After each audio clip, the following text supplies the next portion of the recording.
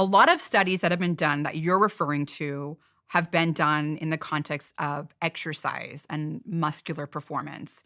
And the reason why people have to load up on, like, they do a loading phase, let's say 20 grams, and then they go down to this sort of maintenance phase of 5 grams, is because it takes, I don't know, I think it's about a month or so before you can saturate your muscular stores of creatine.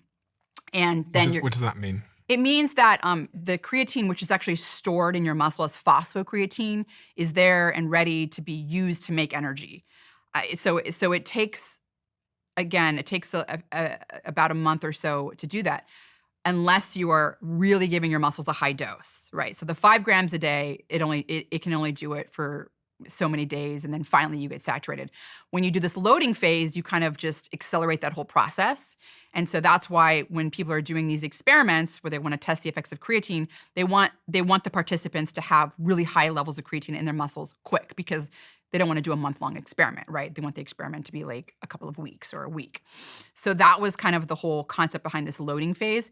If you're not someone who's going to some kind of competition, like you're a CrossFit Games or something, you don't really need to do that loading phase if you've already been supplementing with 5 grams a day for like a month.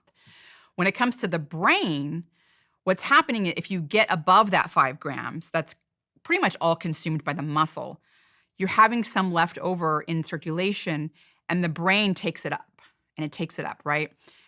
What it really shines is under that stressful condition, which, again, for me, I feel like every day is like cognitively demanding for me, because I'm constantly learning new material or learning new information or working on things, right? And so there's a lot of cognitive stress on my brain.